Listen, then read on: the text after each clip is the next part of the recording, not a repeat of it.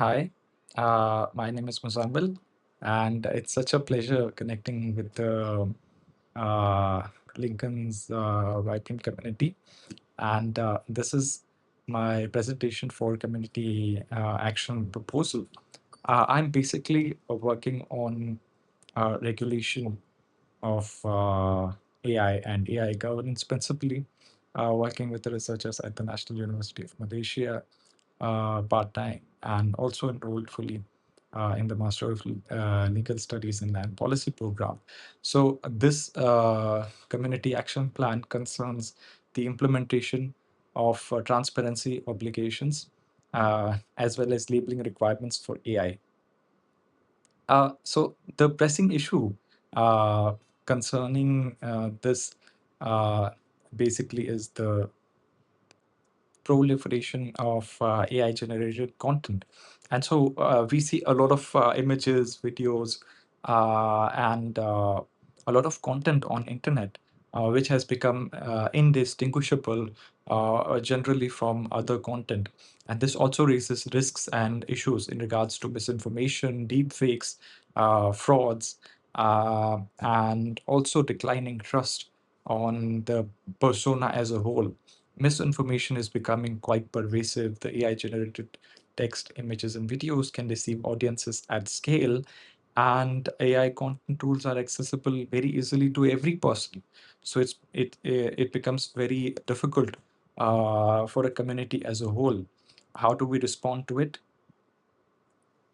So basically, in terms of responses to all of this issue, the EU and different vibrant regulators have come up with different solutions.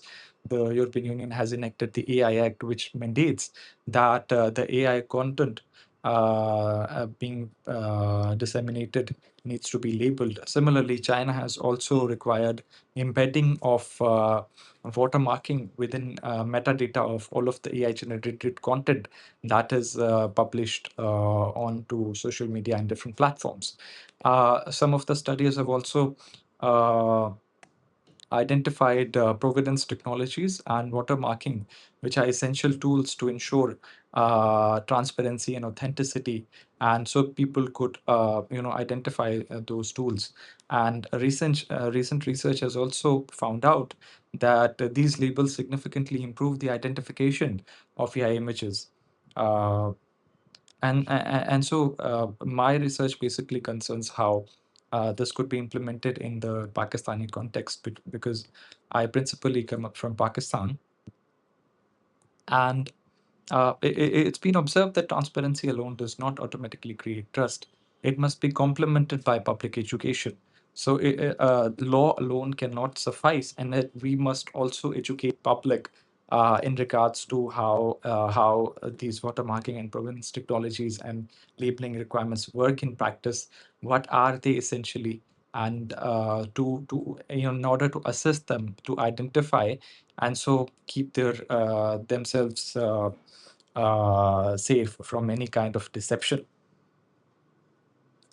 Uh, I have a personal reflection in regards to this research, as although my primary research from my masters, which I've recently concluded from National University of Malaysia, related to AI, generative AI and copyright law, principally two issues: the input issue, use of copyrighted works for text and data mining, and then the authorship and copyrightability uh, standards for uh, content generated by AI. But it's principally a bit different. So that actually sparked my interest in this area, and I started exploring the recent regulation on EU AI Act, because EU AI Act also had a content for a section for transparency obligations, which was also related to copyright. But this research principally is a bit different. But I think some energies from legal could be channeled to governance issues, exploration of these issues as well. Uh, And I think in terms of implementation of my plan, basically of having these labeling requirements in place within Pakistan, I think the core team members for this kind of action plan would require a composite, a mix of different uh, expertise, basically composing of legal compliance officer, the AI specialist who could look into the technical aspects, and then communication officer, obviously, so that public disclosure and dissemination and public engagement could be ensured. Uh, because not every person could understand the technical aspects, but in order for us to distill that information into usable information for public, we need to have somebody from that background as well. It's basically phased out in different phases. The phased one would be basically stakeholder consultation. We would, publish a report, and we would seek out. It's sort of would be sort of a white paper, and it would formulate initial policy recommendations based on different researches around the globe within the context of Pakistan, and not exactly to borrow principles from global arena, but also to make it conversant with the socio-economic needs of Pakistan. Phase two would basically be development of guidelines. That would be sort of where the action would take place, where all of the stakeholders from AI offers and technical teams, Ministry of Information, Ministry of IT, and Ministry of Law could sort of gather in and ponder over what are some of the issues that we could address in this phase. Uh, and we could sort of build a framework that could be channeled based on the requirements, whether it could be channeled into a soft law, into regulations through any administrative body, or it could be channeled to a law to be presented before the parliament and necessary parliamentary body. Phase three would be pilot implementation. Once that plan is in place, it would be the evaluation of implementing all those, and all of those would be deployed, and a sort of evaluation would also be conducted by seeking feedback from public. And fourth would basically be public education in regards to all of those regulations. Because as I mentioned earlier, it's not only important to have such a mechanism in place, but also to have something that public could understand. So we could, carry on campaigns and organize workshops. I remember one of those when back in the day when Workplace Harassment Act came into being, I was a legal counsel at a publicly listed company back in Karachi, and so we used to have a lot of sessions on harassment and what's the definition and what are some of the administrative actions that could be taken. So a similar sort of framework could be undertaken in regards to public education, in regards to proliferation and all of the content that is AI generated.